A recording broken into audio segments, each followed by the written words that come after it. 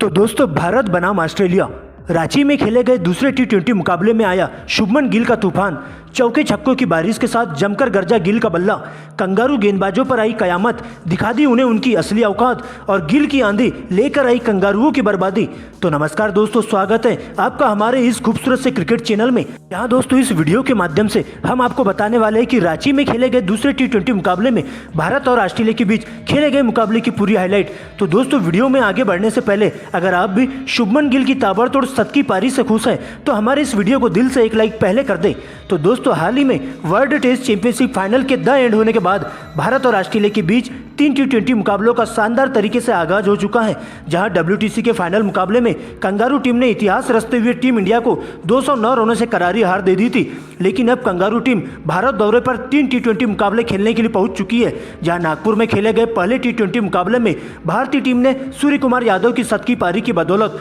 Kangaroo team को 7 wicket से धूल चटा दी थी। लेकिन हाल ही में दोनों टीमों के बीच दूसरा टी20 मुकाबला 15 जून को धोनी के शहर रांची में खेला गया। दोस्तों टीम इंडिया इस मुकाबले को जीतकर सीधा सीरीज पर कब्जा करना चाहती थी, तो वहीं दूसरी ओर सीरीज में बने रहने के लिए कंगारू टीम के लिए यह मुकाबला करो या मरो का होने वाला था, जहां टीम इंडिया की कप्तानी युवा कप्तान हार्दिक पांड्या के कंधों पर सौंपी गई थी, तो वहीं कंगारू टीम की तरफ से कप्तानी करते हुए स्टीव स्मिथ दिखाई देने वाले थे। तो दोस्तों इस मुकाबले में टॉस होता है और सीधा सिक्का टीम इंडिया के पक्ष में जाकर गिरता है, जहां टीम इंडिया के कप्तान हार्दिक पांड्या पहले गेंदबाजी करने का फैसला करते हैं और कंगारू टीम को पहले बल्लेबाजी करने के लिए आमंत्रित करते हैं। दोस्तों इसके बाद ऑस्ट्रेलिया की तरफ से टीम के 2 सबसे ज्यादा विस्फोटक धुरंधर बल्लेबाज मिशेल मार्श और ट्रेविस हेड क्रीज पर आते हैं, जिनका पहले ही ओवर में सामना होता है टीम इंडिया के स्टंप तोड़ गेंदबाज अर्शदीप सिंह से। और इस ओवर में मिशेल मार्श 1 चौका और 2 डबल रन की मदद से 8 रन बटोर लेते हैं। दोस्तों इसके बाद दूसरा ओवर लेकर आते हैं स्विंग के मास्टर दीपक चहर, और एक अच्छी लाइन लेंथ के साथ गेंदबाजी करते हुए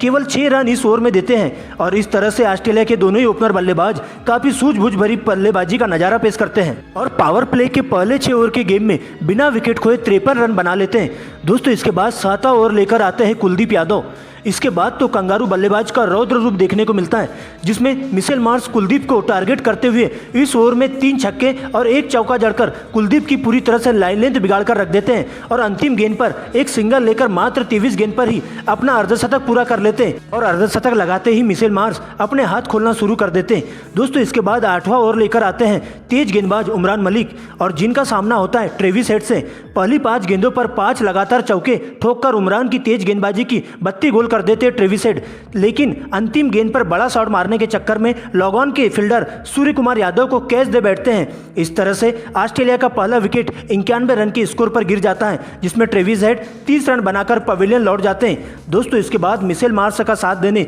स्टीव स्मिथ क्रीज पर आते हैं और 11वें ओवर की अंतिम गेंद पर हार्दिक पांड्या का शिकार बन जाते हैं। लेकिन दोस्तों इसके बाद मार्श का साथ देने के लिए तूफानी बल्लेबाज मैक्सवेल क्रीज पर आते हैं और आते ही 11वें ओवर में अक्षर पटेल पर धावा बोल देते हैं, जिसमें 2 छक्के और 2 चौके जड़ देते हैं। इसके बाद तो दोस्तों दोनों तरफ से रनों की बारिश शुरू हो जाती है और दोनों ही बल्लेबाज बॉल देखो और बॉल पेलो वाला रूल अपनाते हुए चौके छक्कों की झड़ी लगा देते हैं। और इस प्रकार से 16वें ओवर में अर्शदीप सिंह पहली ही गेंद पर मिशेल मार्श 109 मीटर का लंबा छक्का जड़कर मात्र 48 गेंदों पर अपना शतक पूरा कर लेते हैं। लेकिन दोस्तों इसी ओवर की अंतिम गेंद पर मिशेल मार्श अर्शदीप की अंदर आती हुई गेंद पर लेग बिफोर आउट हो जाते हैं, जिसमें 106 रनों के निजी स्कोर पर मिशेल मार्श पवेलियन की ओर लौट जाते हैं। इस तरह कंगारू टीम 16वें ओवर की समाप्ति के बाद 3 विकेट खोकर 175 रन बना लेती है। दोस्तों इसके बाद दीपक चहर के 19वें ओवर में मैक्सवेल कवर ड्राइव के साथ मात्र 29 गेंदों पर अपना अर्धशतक पूरा कर लेते हैं। लेकिन 5वीं और 6वीं गेंदों पर दीपक चहर जबरदस्त तरीके से वापसी करते हैं और 2 गेंदों पर 2 विकेट लेकर ऑस्ट्रेलिया टीम को बड़े स्कोर तक पहुंचने से रोक देते हैं, जहां 5वीं गेंद पर मैक्सवेल 60 रन के निजी स्कोर पर आउट हो जाते हैं। तो वही अगली ही गेंद पर स्टोइनिस बिना खाता खोले ही पवेलियन की ओर लौट जाते हैं। दोस्तों इसके बाद एलेक्स कैरी और स्टार्क उमरान मलिक की अंतिम ओवर के 2 छक्के और 2 चौकों की मदद से 20 ओवर बटोर लेते हैं और इस तरह से ऑस्ट्रेलिया की टीम 5 विकेट खोकर पूरे 20 ओवर के खेल में 199 रन बना लेती है और इस प्रकार से टीम इंडिया को 200 रनों का विशाल टारगेट दे देती है। इस तरह से टीम इंडिया की तरफ से कातिलाना गेंदबाजी करते हुए दीपक चहर सबसे ज्यादा 2 विकेट ले पाते हैं, तो वही अर्शदीप सिंह, उमरान मलिक और कप्तान हार्दिक पांड्या एक एक विकेट लेने में सफलता हासिल होती है। दोस्तों इसके बाद 200 रनों के लक्ष्य का पीछा करने टीम इंडिया के धुरंधर ओपनर बल्लेबाज शुभमन गिल और ईशान किशन क्रीज पर आते हैं, जिनका सामना होता है ऑस्ट्रेलिया के तेज गेंदबाज मिचेल स्टार्क से। और इस ओवर की अंतिम 2 गेंदों पर एक चौका और एक छक्का लगाकर शुभमन गिल 10 रन बटोर लेते हैं। दोस्तों इसके बाद दूसरे ओवर में ईशान किशन का सामना होता है ऑस्ट्रेलियाई तेज गेंदबाज मिचेल मार्श से, और इस ओवर में ईशान किशन लगातार 4 चौके जड़कर मार्श की पूरी लाइन लेंथ ही बिगाड़ कर रख देते हैं। इस तरह से दोनों ही ओपनर बल्लेबाज लगातार स्ट्राइक रोटेट करते हुए हर ओवर में सिंगल, डबल और चौके की मदद से पावर प्ले में बिना विकेट खोए 61 रन बना लेते हैं। लेकिन दोस्तों मैक्सवेल के अगले ही ओवर में पहली और अंतिम गेंद पर टीम इंडिया की 2 बड़ी मछलियां फंस जाती है, जिसमें मैक्सवेल 7वें ओवर की पहली ही गेंद पर कंगारू टीम के लिए खतरनाक साबित हो रहे ईशान किशन को विकेट के पीछे एलेक्स कैरी के हाथों कैच आउट करवा देते हैं। तो वही ईशान किशन 35 रन बनाकर आउट हो जाते, जबकि इसी ओवर की अंतिम गेंद पर पहले टी20 के शतकवीर सूर्य कुमार यादव अजीबोगरीब शॉट मारने के चक्कर में एलबीडब्ल्यू आउट हो जाते हैं। दोस्तों लगातार 2 विकेट गिरने से टीम इंडिया बैकफुट पर आ जाती है। तभी टीम इंडिया की नैया पार लगाने के लिए खुद कप्तान हार्दिक पांड्या क्रीज पर आते हैं और इसके बाद 8वें ओवर में शुभमन गिल स्टोइनिस की पहली ही गेंद पर 2 रन लेकर अपना अर्धशतक पूरा कर लेते हैं। इस तरह से दोनों ही बल्लेबाज अपनी आंखें जमाते हुए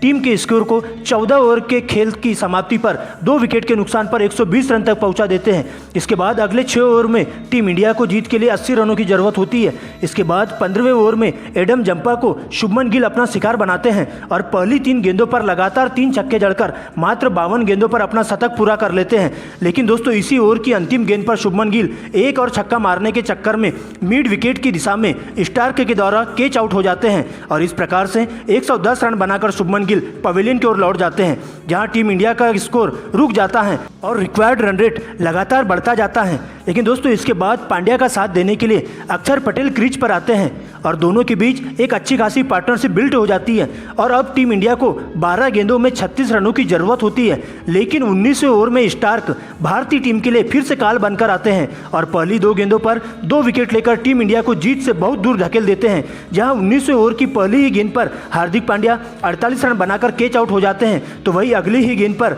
शिवम दुबे के द्वारा गलत कॉल के चक्कर में हाँ ना करते हुए अक्षर पटेल बुरी तरह से रन आउट हो जाते हैं, जिसके बाद गुस्से से आग बबूला होते हुए पवेलियन की ओर लौट जाते हैं। लेकिन दोस्तों इसके बाद टीम इंडिया को जीत के लिए अंतिम की 6 गेंदों पर 24 रनों की जरूरत थी, जहां टीम ऑस्ट्रेलिया की तरफ से मिचेल मार्श अंतिम ओवर लेकर के आते हैं, जिनका सामना होता है शिवम दुबे से और दुबे इस ओवर में 2 छक्के और 2 चौके जड़कर 20 रन ही बना पाते हैं और इस तरह से दूसरे टी20 मुकाबले में रोमांच से भरपूर हाई वोल्टेज ब्लॉकबस्टर मुकाबले में टीम इंडिया की 4 रनों से करारी हार हो जाती है और इस जीत के साथ ही अब दोनों ही टीम सीरीज में 1-1 की बराबरी पर आ जाती है। खैर दोस्तों हार और जीत तो लगी रहती है, लेकिन दोस्तों अगर आपको भी शुभमन गिल की शतकी पारी पसंद आई हो तो हमारे इस वीडियो को दिल से एक लाइक जरूर कर दें और जाते जाते चैनल को सब्सक्राइब करना बिल्कुल भी ना भूलें, साथ ही साथ बेल आइकन को प्रेस कर दें।